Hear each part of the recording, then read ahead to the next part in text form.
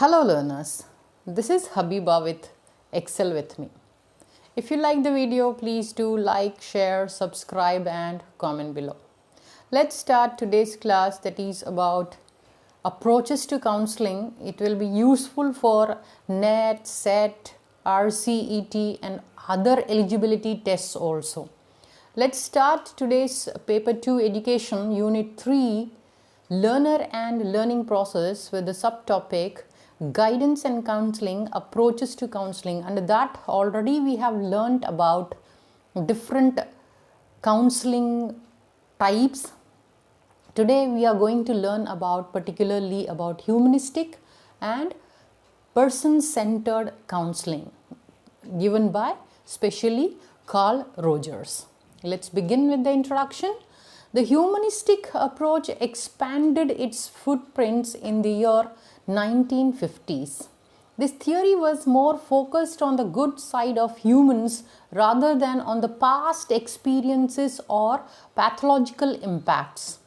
Now, what happens in anybody's life, in any individual's life, sometimes we stick to the past experiences and same thing illogically we will deal with those things. We will not be able to deal with those things and we proceed in life with stress or some tensions. Now what happened here, Carl Rogers developed this person-centered approach with Abraham Maslow, who went on to study the need for self-actualization after Carl Rogers coined the term actualizing tendency. Actually, what is self-actualization? Understanding about oneself. What am I? What are my weaknesses? What are my strengths? The person should know to tackle any situation in life. If self-actualization is there, then the person will not make the same mistakes which already in the past they have made. So this self-actualization is very, very important. Carl Rogers coined this as self-actualizing tendency. Any individual must have this tendency of having self-actualization. Am I doing anything wrong? Am I going in a correct direction or not? That person should think about him or herself to deal with different issues in life which definitely will arise in everybody's life. Here, what is humanistic counseling? Let's understand. The humanistic approach focuses on the person's present rather than his past. That is, what is the present, leaving the past behind. Humanistic counselors treat clients on an equal level to that of counselor. Already we have understood how the counselor must be. One-to-one interaction, must understand the counselee's views, should listen to the points very carefully, and both of them should have democracy to express themselves. And at the end, counselees wish whether to follow that advice or not. That means both of them have the democratic values here. Same way here also in person-centered. This theory holds a person inherently good and tries to understand a person's goals and steers them towards self-awareness. Obviously, what happens here? The person already inherently some good is there. They try to understand that person's, what are the goals of that person's life, and they will take them towards that self-awareness, what they want to do actually, which they are not able to understand. That means self-actualization is not there. Then the person guide them or push them towards self-awareness. What are they? They will understand. Now, humanistic therapies are based on the fact that humans gravitate towards goodness and can overcome obstacles and reach their goals with the right support. Obviously, whatever humanistic therapies are there, what are they based on? That every individual is having some goodness and they will get attracted towards that goodness. And to overcome all the problems and the issues, they will take them to reach to those goals with right support. Right support will be given by this humanistic therapists.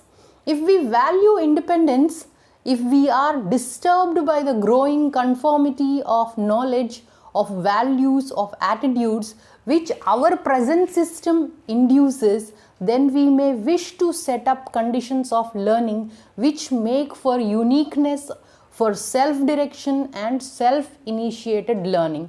This is given by Carl Rogers. Let's understand what he says, what he is trying to say through this definition. If we value our independence, everybody should value their independence. Respect, that means self-respect is very important, and we should give ourselves to think independently, not depending on somebody all the time. Sometimes we can take the support, but making ourselves thinking independent is very important. If we are disturbed by something, any knowledge we are having in the past, or any values which we don't like, or some behavior of other persons, some attitudes of ourselves only, which happened in the past, which will affect the present, then what to do? Then we should make the conditions to learn something which will be unique, different from others. How it will happen? Through understanding ourselves, giving ourselves proper direction, and self-initiated to learning. We should create ourselves that we want to learn those new things which will be beneficial for our life. Now, what the humanistic counselors do here? Let's understand what about the humanistic counselors here. Humanistic counselors are expected to be non-judgmental. They should not judge. This person is like this only, listening to the issues or the problems. They should listen carefully, be able to see the client's world through the client's eyes. That's what. Through the client's eyes, that counselor should see what is going on. If I am in that situation, what I will feel, what I can do. That means have unconditional positive regard towards their client. Now they focus on the client's past, present and future. Obviously, when they want to resolve any problem, they should listen to their past and what is happening in the present and what they want in the future collectively, instead of focusing on a certain issue or incident. Just taking one particular incident, they should not stick to that. They should understand what is the past, what is present and what they want in future also. All should be collectively they should focus upon. Then the humanistic counselors are expected to make the client comfortable by providing them a safe environment so that it becomes easy for them to open up. They should not go in a crowded place where the client will get frightened or hesitate to say anything. They should give such an environment and ambience that they will open up and speak to the counselor. Now, therapists allow their clients to look back at their life in retrospect and value their own selves and believe in their innate goodness. What they will do, these therapists, they will allow these clients to look back to their life, what happened in past, and value themselves also. They should value whatever happens in their life. If I'm doing these things, I will get degraded, they should not think. Whatever is happened, let it be. In future, they should not make such things and they should take out the goodness. Whatever innate goodness is there, they should believe on that. Now, humanistic counselors believe that problems are not caused by life events, but by the way we handle and perceive them. Obviously, what is the belief? Problems are not caused by whatever events are there. How we are handling those things, how we are perceiving them. This perception influences our self-esteem and behavior. Whatever perception we take up, it will reflect on the behavior and our self-esteem also. Now, it is a client who knows what hurts, what direction to go, what problems are crucial, what problems have been deeply buried, said by Carl Rogers. That is, the client, that person only knows that what is hurting them and what direction they want to go and what problems are crucial and what problems have been deeply buried inside which they should find the solution. That client itself understands better, just they need some push or support.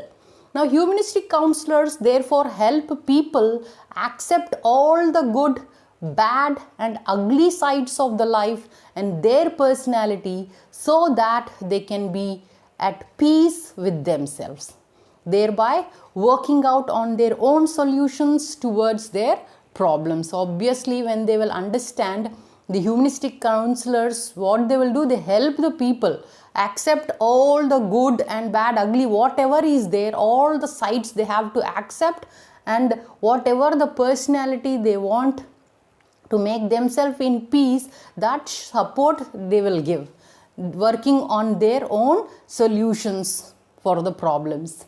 Now, what are the benefits of humanistic counseling? Let's understand quickly. Humanistic therapy can be used to treat many psychological problems like anxiety, depression, alcoholism, etc. Now, humanistic approach can also help people who are feeling lost or are low on self-esteem or dealing with relationship issues or family issues. Even in schools also, this humanistic therapy will work if the children are having some anxiety problems, depressions, because they have lots of academic burden on them. They want to achieve something and they are not able to do that. They are not able to understand their own innate abilities. These humanistic counselors can help them to bring out their self-esteem and self-confidence also, independence also. Now, studies state that like other psychological therapies, humanistic therapy is effective in bringing about positive self-change and stable thought process over time. Obviously, if any person is having some negative thoughts in them, these psychological therapies and humanistic therapies definitely effectively work and positive change they will bring on them. It also has been proven to enhance workplace creativity and emotional interactions also. Now we will continue this person-centered in the next class. If you like the video, please do like, share, subscribe and comment below. Thanks for your attention and time. Happy learning.